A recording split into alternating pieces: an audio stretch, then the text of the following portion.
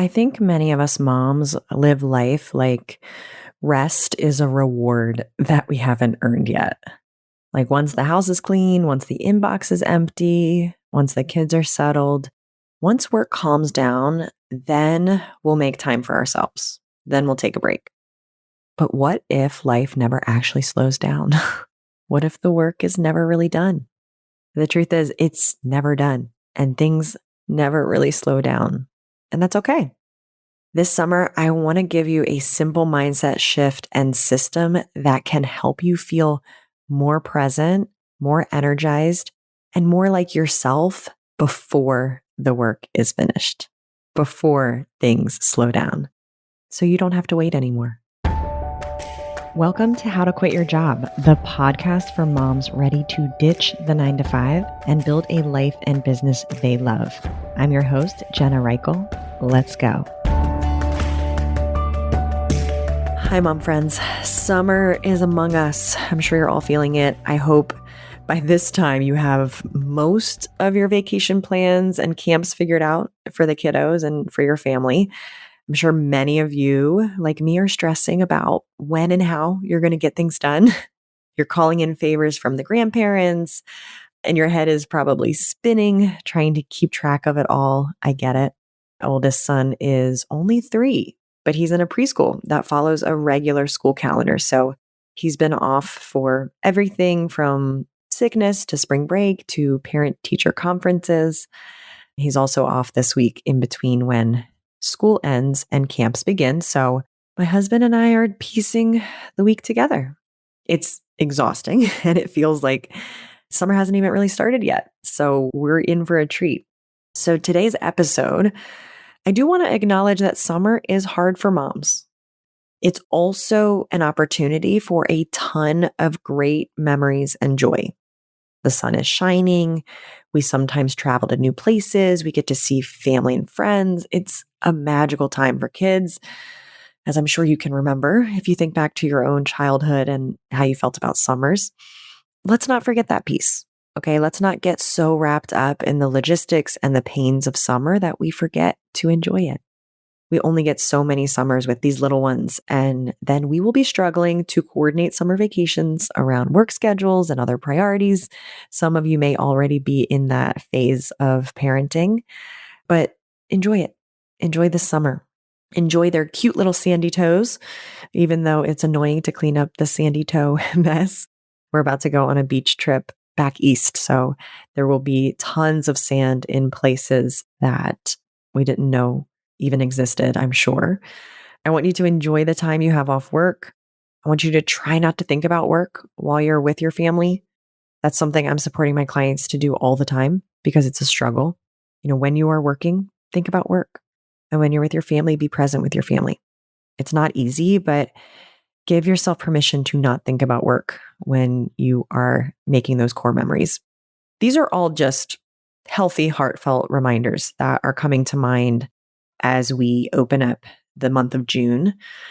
But I also want to give you a timely system that I want you to implement throughout the summer and beyond that ensures that you don't forget about you and what you need. Okay, this system is short and sweet, but it packs a punch. Now, one thing I want to emphasize, whether this is your first episode or your 101st episode with me, being intentional about planning ahead of your week is important.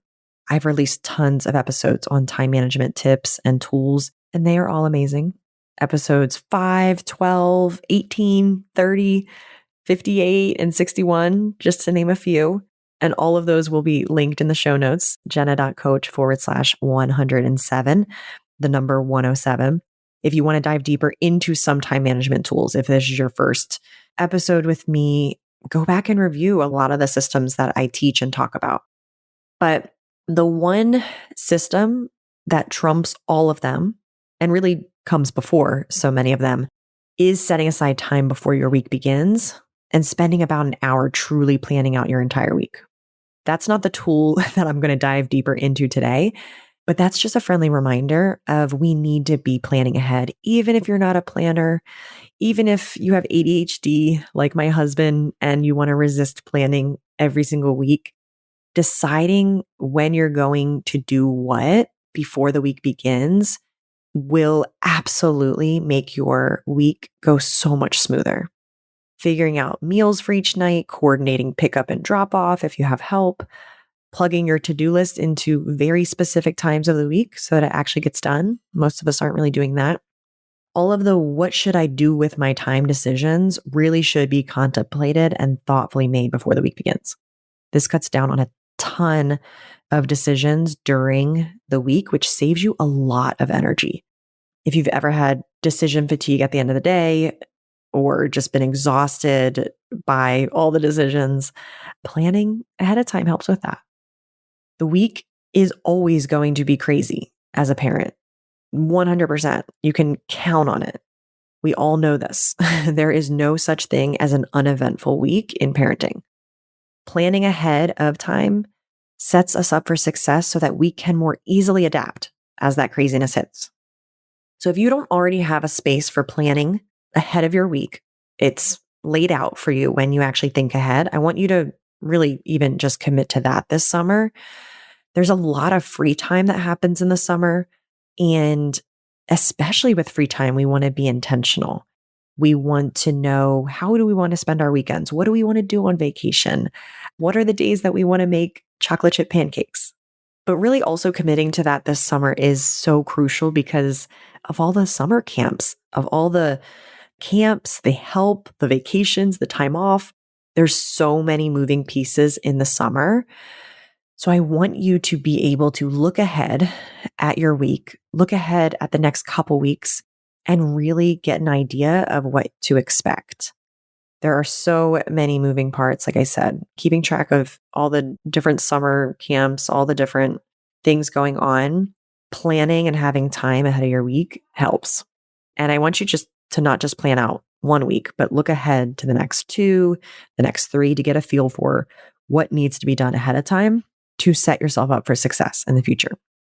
Again, I should say I'm talking a lot about this, but this isn't even the amazing tool that I want to talk to you about today. This is really just kind of a review of a lot that I've talked about within the time management realm. Also, this one piece, if you're not doing it, please commit to doing it. There is nothing worse than realizing a deadline is at the end of the month and vacation starts next week, and you have no time to work on the deliverable. In that scenario, you're going to be working on vacation, and we don't want that. Okay. We want to be able to be present and clean those sandy toes. Okay. So that was a bit of a digression. Like I said, that's not the system that I want to talk about in depth today, but it's an important starting point that will help you integrate the system I'm talking about today more easily. So dedicate time each week before the week begins to planning. It doesn't have to be complicated. Just look at your week ahead. I teach my clients a more specific system to keep in mind and steps to follow. But all I want you to do at this point is keep it simple and just look ahead and plan when you do certain things. The system I want to talk about today is simple, but it's something that most of us moms are not doing at all. It's simply this: schedule free time first. And when I say free time, I mean you time. I mean fun stuff. It doesn't necessarily have to be self-care activities. That's like a loaded term nowadays. It can be family stuff too. But it's remembering that as we get into the summer, it will be easy to fill up your entire life with work, with things the family needs, with things the house needs. And I want you to get into the habit of scheduling stuff that you want to do that feels freeing to you first. Okay, whether you're committed to planning and scheduling or not, this is simply looking at the week ahead and being intentional about planning time for you. And when I say free time, I want you to maybe broaden your definition a little bit. This doesn't have to mean a spa day or some luxurious self-care retreat.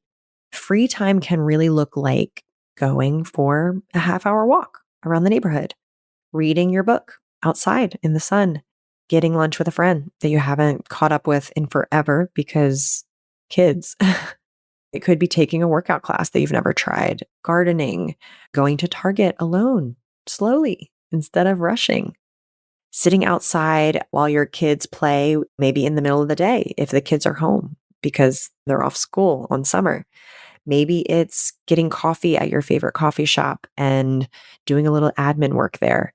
Maybe it's taking a nap, or maybe it's finding a new hobby like rock climbing. I can't recommend it enough. It's less about what you're doing and more about whether it feels freeing to you, whether it feels like you are not working, because that's what we want to do. We want to build in time where you're not actually working in your week. So that's the free time part. The second part of this, and really the more important part of this, is scheduling it first. Okay, there's an emphasis on first. That means building the free time into your schedule before building everything else in that needs to get done that week. This is because the work is never going to be done.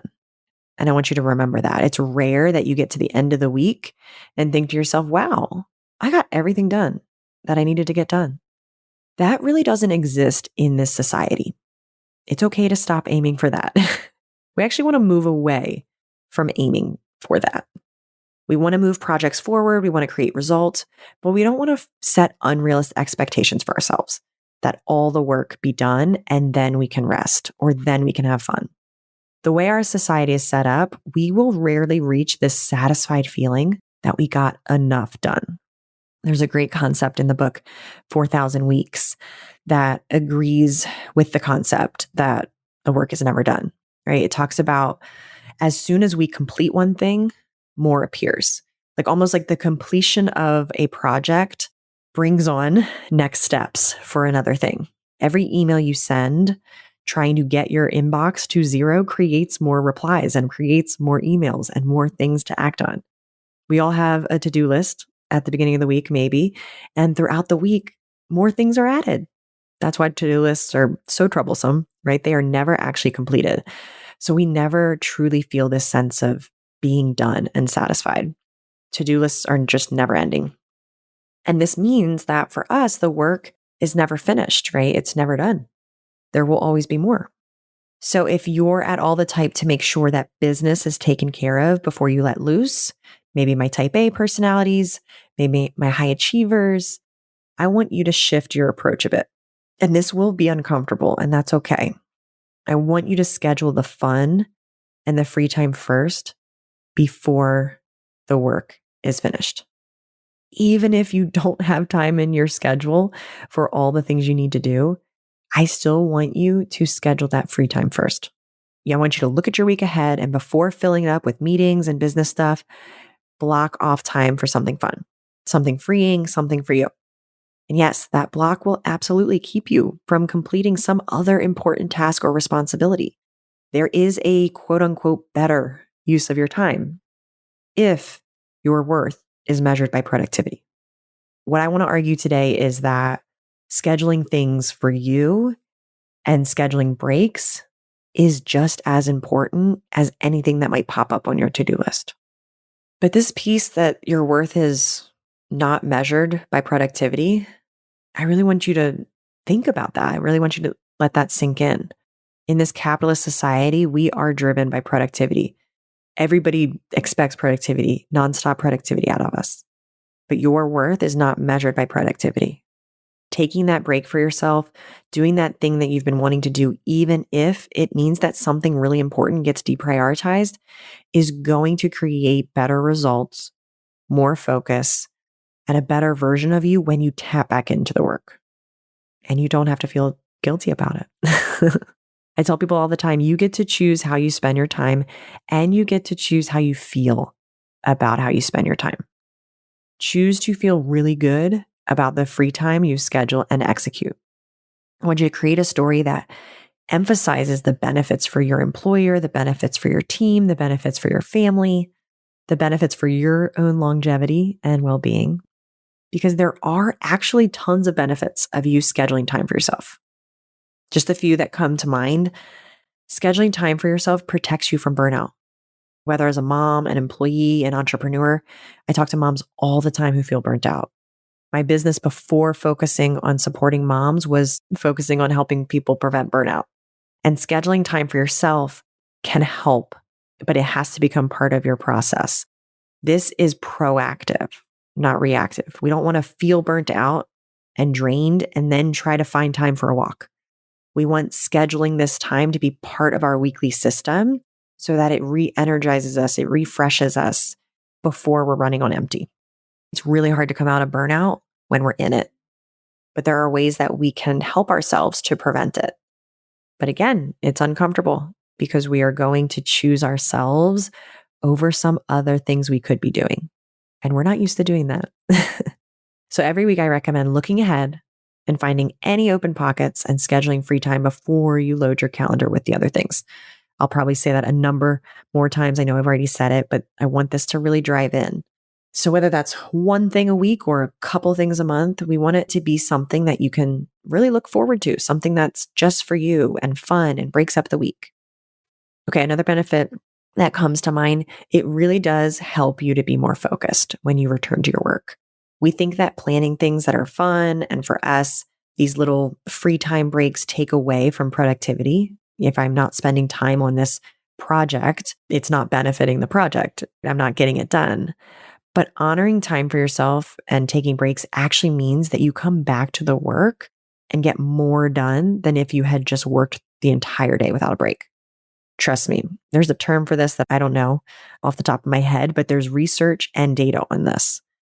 There's a threshold of focus and productivity. I think it might be 2 or 3 hours max. It might even be 2.5 hours that the brain can focus in on a project and really get great work done.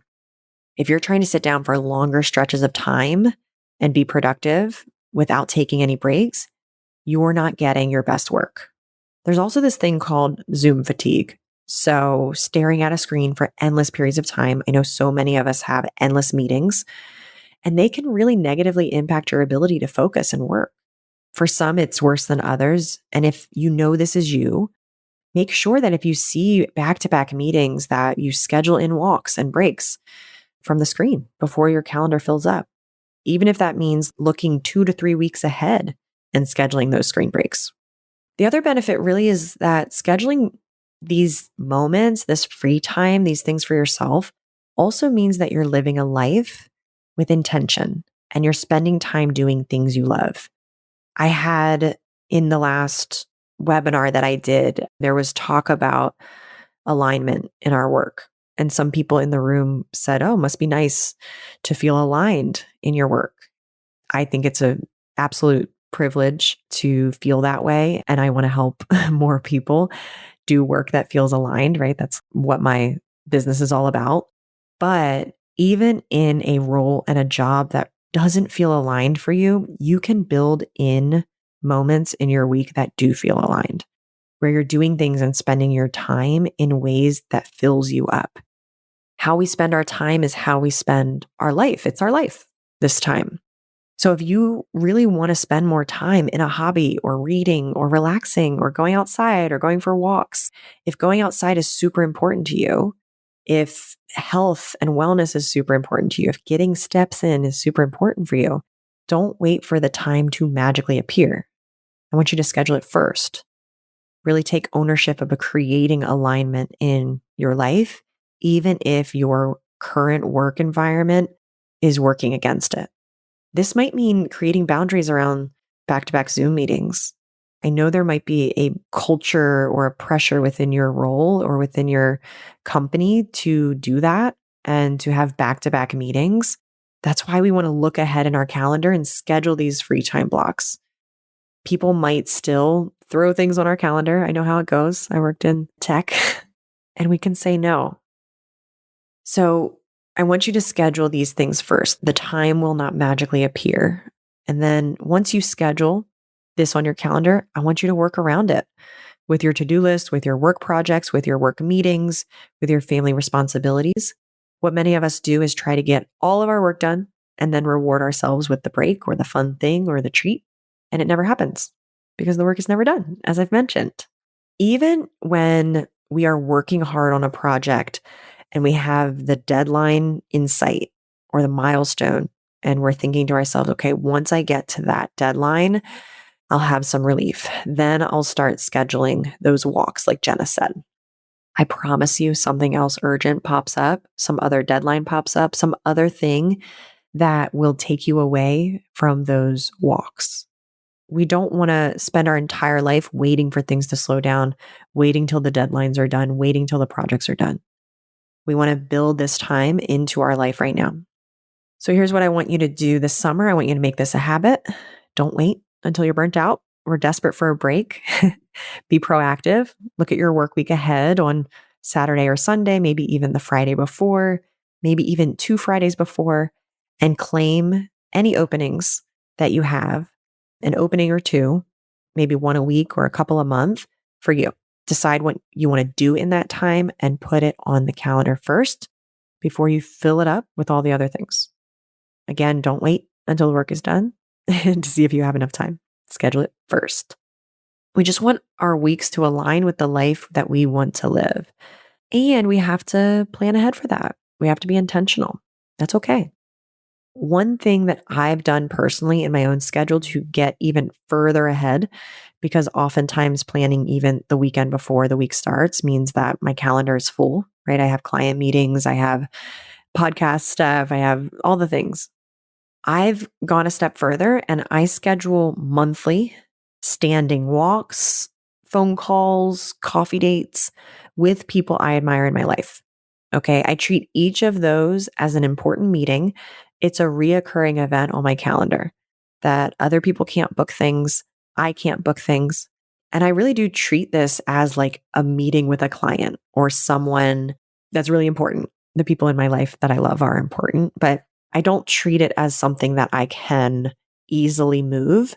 If there is a conflict of some sort, all of these things that I have with important people in my life, I'm rescheduling. We're not canceling. I love these walks in the park with my friends. I love talking with my bestie on the phone each week. These are things that I look forward to, and they are built into my schedule in advance. It's my free time, and it's on there before anyone else can claim those spots. And I will say, even on the weeks that I have so much going on, I work around that free time to make it happen because I know how important it is. So that's the next piece. And really the last piece. I want you to practice not feeling guilty about it. I don't feel guilty about those blocks of time on my calendar because I know how good it is for me.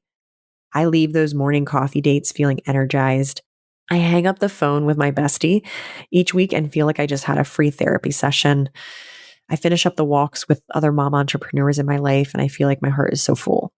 And that transfers into my work each day, where I'm feeling energized and excited about the work I do because I've gotten that jolt from doing something for me, doing something fun. And I want you to have those moments in your week too, even and actually, especially if you're still in a 9 to 5. It's better for you and the company for you to have moments that are just yours in the week. So practice feeling excited about it, really confident about it, not feeling guilty about it.